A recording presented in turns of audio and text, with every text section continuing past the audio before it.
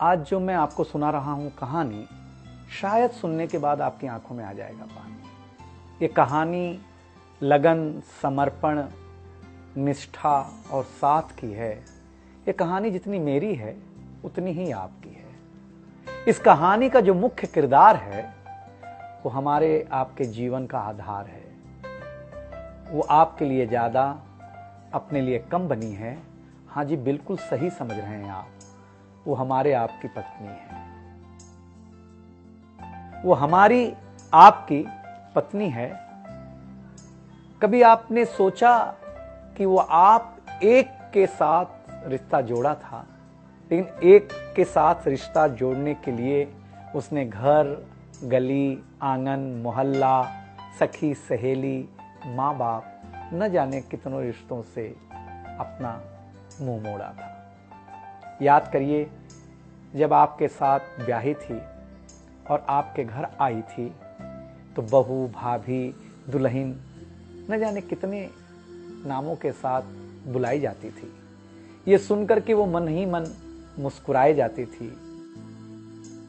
घर के सारे लोग उसी के भरोसे रहते थे। शायद इसीलिए अंग्रेजी में हम उसे हाउसवाइफ कहते थे।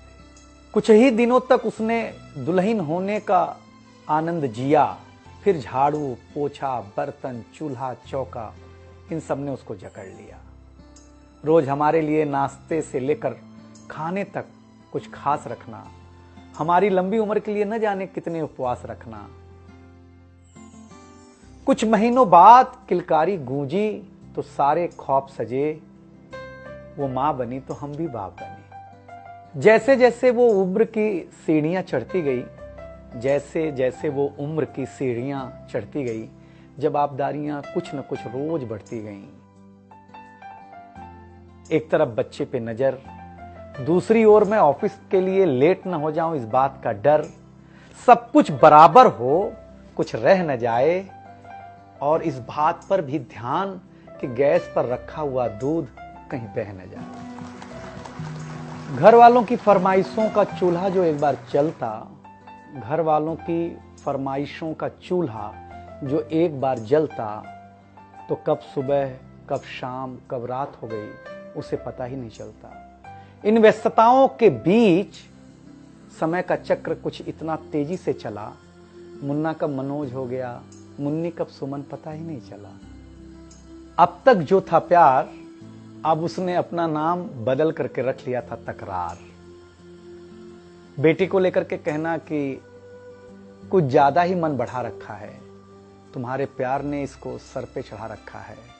अब तो वो मुझे भी देने लगी थी ताना, अब तो वो मुझे भी देने लगी थी ताना, ऑफिस में ही रहा करो ना, 2-4 घंटे के लिए घर के आना। शादी के इतने दिनों बाद भी आज भी हमें सुनना पड़ता है कि न जाने कौन सा पाप किया था जो आपके साथ ब्याह किया था। और ये तो रोज की थी कहानी। इतना जोर से कहना कि घर के सारे सदस्य सुन लें कि एक दिन बीमार होती हूं ना, तो एक दिन बीमार होने पर किसी को कोई देता नहीं है 1 गिलास पानी, लेकिन जैसे ही उसे आपके तबीयत खराब होने का होता आभास, आकर के बैठ जाती थी आपके पास। याद तो होगा ना, वो मीठी बातों के साथ माथे पर विक्स लगाना और साथ में कान में यह भी कहना कि कल सुबह अगर अच्छा ना लगे तो फिर ऑफिस मत जाना। लेकिन एक दिन समय ऐसे मोड़ पर ले आता है जहां बदल जाता है जिंदगी का ताना बाना। थाली में रोटी रखते हुए उसका ये कहना कि बेटी जवान हो गई है, क्या अब लड़का भी मुझे ही ढूंढने होगा जाना। शादी तय हो जाने के बाद 1-1 रुपया जोड़ना, पैसे कम पड़ने पर खुद का कंगन तोड़ना, सब कुछ हो जाएगा मुझे ढाढ़स बढ़ाना, सब कुछ हो जाएगा मुझे ढाढ़स बढ़ाना। विवाह का गीत खुद रोते हुए गाना। याद तो होगा ना आप लोगों को ये गुजरा हुआ जमाना। कुछ समय बाद जब हम जवाबदारियों से मुक्त हो जाते हैं तो कुछ ज्यादा ही धर्मयुक्त हो जाते हैं। उम्र के अंतिम पड़ाव पर हम बीमारियों के बीच जीने लगे हैं। बिना शक्कर की चाय पीने लगे हैं। लेकिन सच ये है कि जब तक हमारी आपकी पत्नी साथ है, चाय मीठी हो न हो, लेकिन जिंदगी में पूरी मिठास है। जबकि पत्नी के बारे में बहुत कम लिखा गया है, हर जगह माँ का ही गुणगान है।